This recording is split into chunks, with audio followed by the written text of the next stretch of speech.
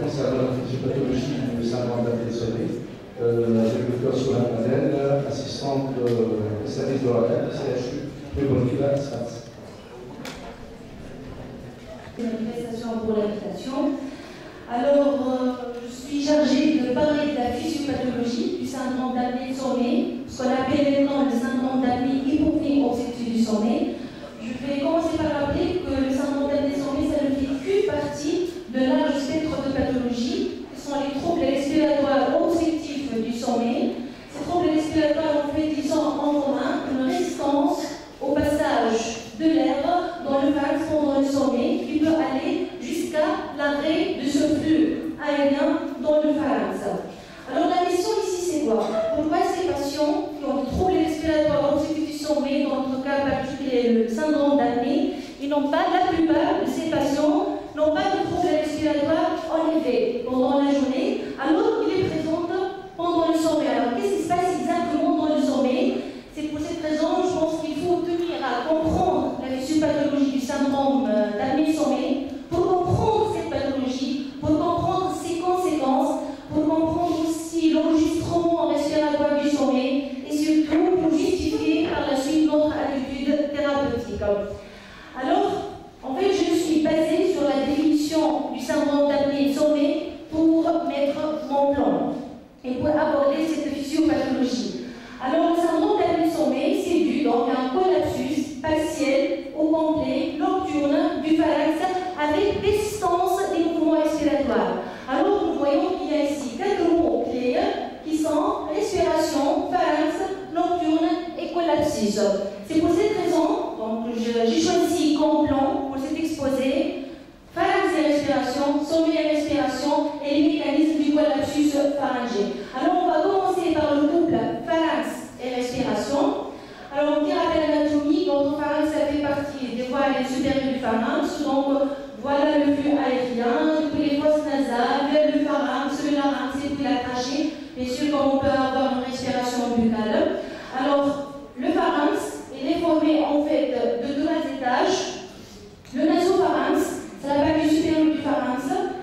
L'oropharynx, c'est la partie moyenne, en fait, c'est la région la plus incriminée dans le syndrome d'apnée de sommeil. Entre les deux, on a le voile du palais, la région médullaire. Et puis finalement, l'hypopharynx, en fait, cette région est moins impliquée dans le syndrome d'apnée de sommeil. Alors, notre conduit, le pharynx n'est pas aussi simple qu'on le voit. En fait, c'est un organe musculo-membraneux. Et la voix, c'est du mal. Alors, il est formé, sa paroi, comme ça c'est bon? Ok. Alors, sa paroi, il est formé d'une musculature qui est assez riche et complexe.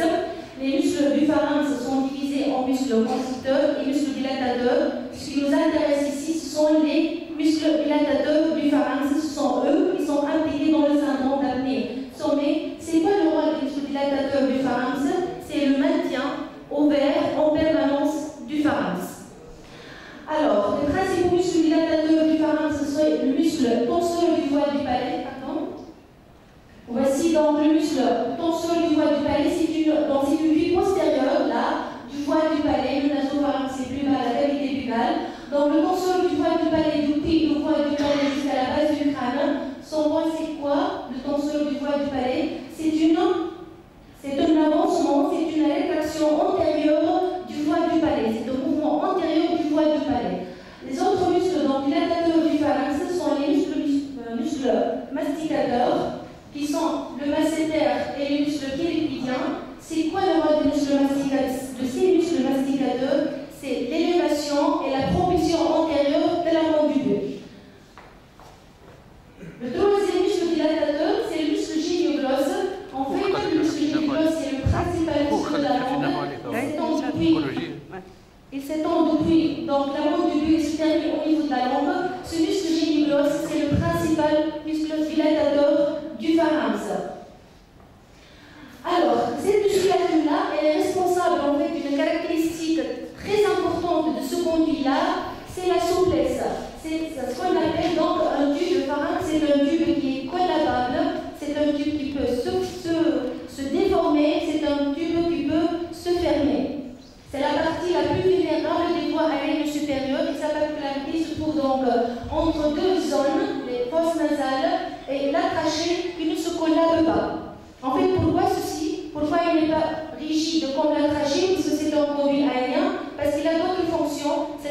définition, la fondation, c'est pour cette raison que c'est un organe souple, un conduit souple et d'anatomie et de physiologie assez complexe. Alors, qu'est-ce qui se passe exactement pendant la respiration normale? Pendant l'inspiration, donc on a une contraction du diaphragme. Cette contraction, elle va engendrer ce qu'on appelle une pression négative, une dépression dans les voies supérieures et inférieures pour faire pénétrer l'air dans les poumons. Alors, qu'est-ce qui se passe? Par cette dépression engendrée par la contraction du diaphragme, normalement, elle va, donc au niveau de la partie la plus souple des voies supérieures, ici le nez, la trachée, cette partie la plus souple, cette dépression, elle va tendre à fermer cette partie souple. C'est ce qu'on appelle le phénomène de scission. Alors, quelle est l'action des muscles dilatateurs du pharynx? Les muscles dilatateurs du pharynx, ils vont s'opposer à cette tendance de fermeture du pharynx. Ils vont s'opposer, ils vont contrebalancer cette pression de succion. Et par la suite, donc, on aura un pharynx qui est ouvert pendant l'inspiration. Une illustration donc de ce qui se passe pendant l'inspiration. Voici donc le mouvement antérieur, le mouvement antérieur des muscles dilatateurs du pharynx qui vont contrebalancer cette dépression inspiratoire, cette force de scission et par la suite donc maintenir ouvert notre pharynx. Le fait important ici, c'est quoi? C'est le fait que la contraction de ces muscles précède celle du diaphragme. Donc on a le déclenchement de ce mécanisme protecteur avant même le déclenchement de l'inspiration. Et par la suite, donc, on aura la protection de notre pharynx. Une illustration électromyographique de cette préactivation inspiratoire des dilatateurs du pharynx. Donc ici, c'est l'EMG du diaphragme, l'EMG du muscle genioglosse. Voici l'activité du muscle genioglosse qui précède celle du pharynx. Et même il a son pic avant celle du diaphragme et il a une action plus rapide. Alors on passe à la deuxième partie de cet exposé sommeil et respiration normale. Alors comme nous savons, notre sommeil n'est pas uniforme. Il oscille entre deux phases qui sont le sommeil long et le sommeil paradoxal qui est le sommeil de rêve. Le sommeil long, il comporte aussi 4 stades de profondeur croissante, le stade 1 et 2 du sommeil qui est le sommeil long léger, et le stade 3 et 4 qui est le sommeil profond. Une période de sommeil long dure 60 à 90 minutes qui va précéder juste le premier épisode du sommeil paradoxal. Alors pendant ces phases du sommeil, comment était notre respiration? Pendant le sommeil long, notre respiration, elle est stable, elle est régulière. Globalement, elle diminue, mais elle est régulière. Alors que le passage entre l'éveil et le sommeil, l'endormissement, il peut s'accompagner d'une instabilité respiratoire. Le sommeil paradoxal, la respiration est instable, elle est irrégulière, elle peut s'accompagner d'une respiration superficielle et quelques apnées de courte durée. Alors, cette instabilité respiratoire pendant le sommeil respiratoire, si vous permettez de donner une petite explication, en fait, la commande respiratoire centrale, elle est réalisée par le bulbe, se trouve au niveau du tronc cérébral. Le bulbe, il permet donc d'activer cycliquement les muscles inspiratoires, particulièrement le diaphragme. En même temps, il va assurer la perméabilité du pharynx par l'activation des muscles pharyngés. C'est à l'état normal, et pendant le sommeil long, ceci est conservé. Et en plus, ce qui conserve cette stabilité respiratoire, c'est que la déférence corticale cérébrale pour l'action du bulbe est très diminuée, et en plus, on a les réflexes. Nous savons que le bulbe est informé par la teneur du sang de O2 et CO2. Ces réflexes-là correcteurs sont conservés en cas du sommeil long. Paradoxalement, dans le sommeil paradoxal, donc cette stabilité n'est pas là, on a une instabilité respiratoire. Pourquoi?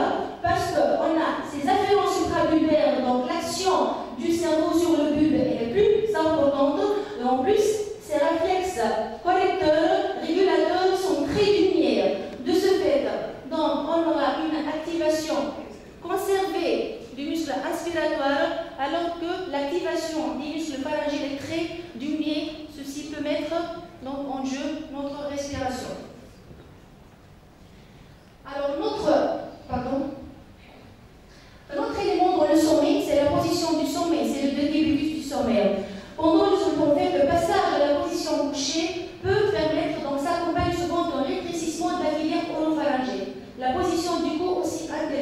En fait, la flexion du cou, elle fait diminuer le calibre pharyngé, alors que l'extension du cou, elle augmente le calibre pharyngé. Aussi, il y a autre élément. Beaucoup d'études ont démontré que le pharynx est plus souple et plus collabable en décubitus dorsal par rapport au décubitus latéral.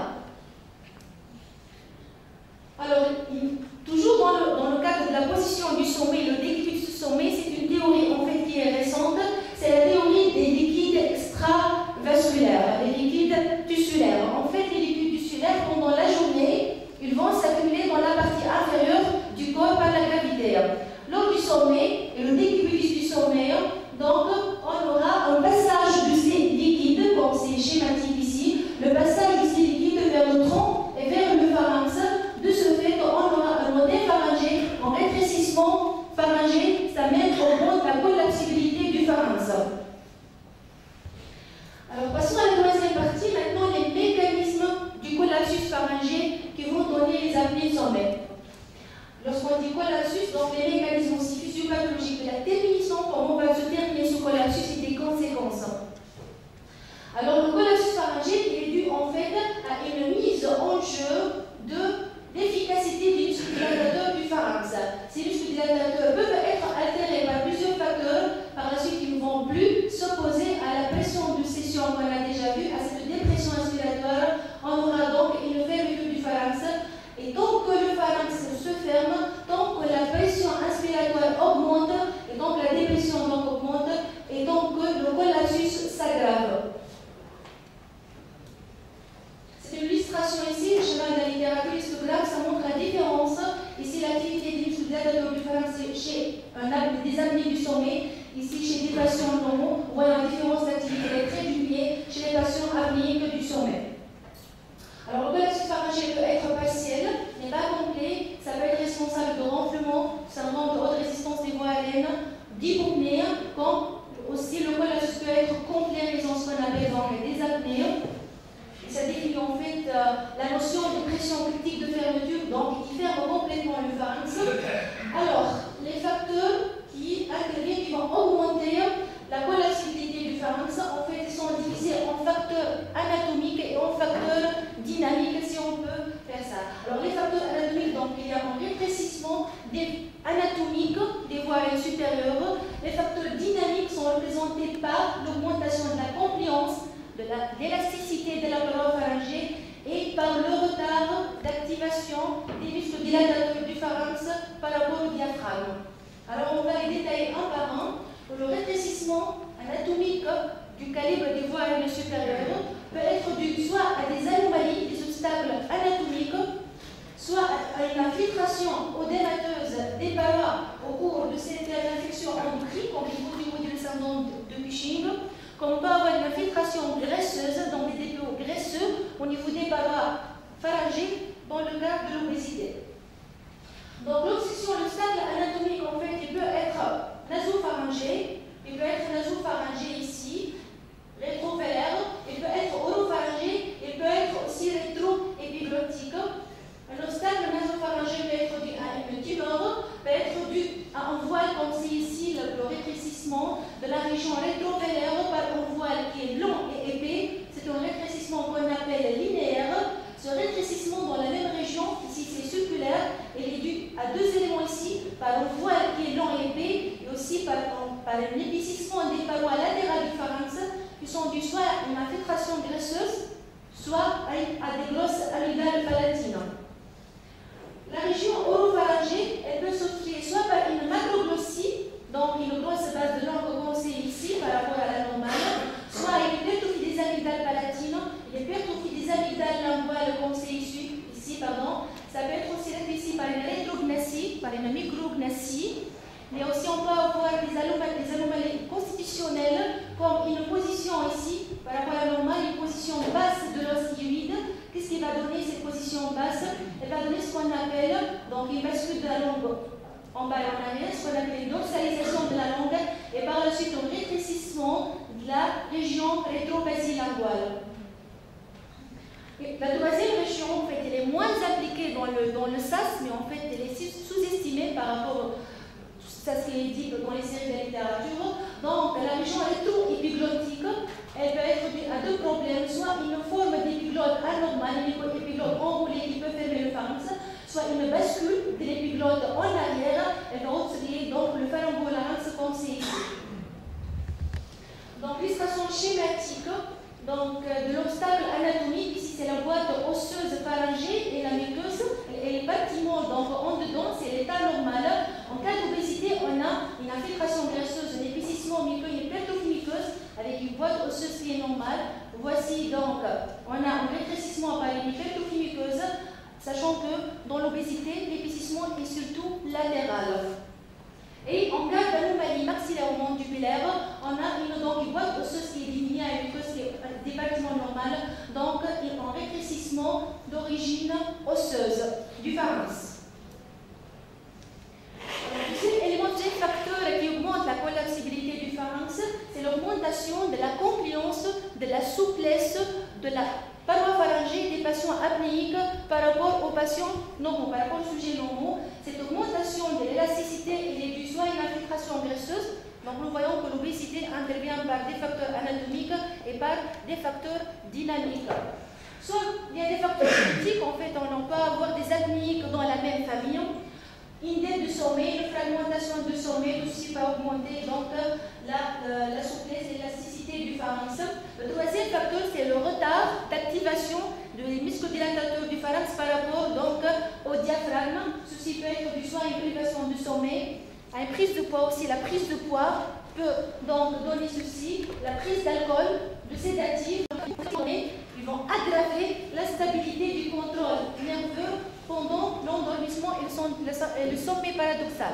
C'est pour cette raison qu'on a beaucoup plus d'apnée dans cette phase de sommeil. Pratiquement, on n'a pas d'apnée dans le sommeil long profond, le stade 3 et 4. Alors, notre élément, troisième facteur qui peut donner aussi un collapsus pharyngé, c'est l'augmentation du travail du diaphragme à cause d'un obstacle. Par exemple, ici, c'est incriminé la fosse nasale. En fait, une obstruction nasale ne donne pas à elle seule des apnées de sommeil. Par contre, nous savons que la résistance au niveau des arènes supérieures, la résistance au niveau des fosses nasales est très importante. Donc, lorsqu'on a un obstacle au niveau des fosses nasales, il va augmenter la dépression inspiratoire, il va augmenter l'activité du diaphragme. Par la suite, il peut donner, par cette dépression importante, un collapsus pharyngé, surtout s'il est associé donc à une augmentation de la compliance pharyngée. Donc, c'est le mécanisme qu'une obstruction nasale peut donner un collapsus pharyngé, un collapsus du pharynx. Généralement, les pathologies du syndrome d'apnée de sommeil est multifactorielle. On a association de facteurs anatomiques et de facteurs dynamiques et fonctionnels. Une autre question maintenant qui est toujours posée, que ça constitue un sujet de controverse jusque-là, c'est la filiation gonflement syndrome d'apnée. Donc certains pensent qu'après des années de gonflement intense, donc on peut avoir un syndrome d'apnée de sommeil. Donc comment? En fait, le mécanisme n'est pas bien connu. Il y a des théories, mais ça implique toujours les muscles-dilatateurs du pharynx. La théorie la plus adoptée, c'est quoi? C'est quoi le ronflement? Le ronflement, c'est une vibration des barquimoles. C'est dû donc au flux d'air qui est rendu turbulent à cause d'un rétrécissement des voies aériennes supérieures. Cette vibration-là du ronflement, parce qu'elle est chronique, elle est répétée, qu'est-ce qu'elle va faire? Elle va faire un traumatisme de la muqueuse et des parties des voies aériennes supérieures. Donc elle va donner un œdème, une inflammation, de la fibrose cicatricielle au niveau des muscles supérieurs. Donc on aura un épaississement de ces parties-là, une augmentation du volume des muscles avec donc une inefficacité des muscles dilatateurs. Donc on aura un obstacle anatomique et dynamique à cause de cette vibration donc chronique. Une deuxième théorie aussi pour le ronflement, c'est que ces vibrations peuvent endommager des récepteurs nerveux, donc des récepteurs nerveux au niveau des fosses nasales ou des voies aériennes, qui va informer le cerveau de l'augmentation de résistance au niveau des voies aériennes et par la suite une augmentation il va augmenter les muscles dilatateurs. Ces récepteurs-là qui vont informer le cerveau peuvent être endommagés par les vibrations pendant des années de vibrations intenses et continues. Par la suite, on aura donc l'absence de coordination entre les muscles pharyngés et les muscles inspiratoires. Et par la suite, le collapsus pharyngé. Ce sont les deux théories qui sont adoptées pour la filiation ronflement, syndrome d'apnée de sommeil. Alors, après l'apnée sommeil, cette apnée, comment va se terminer? En fait, elle va se terminer par une réaction de réveil.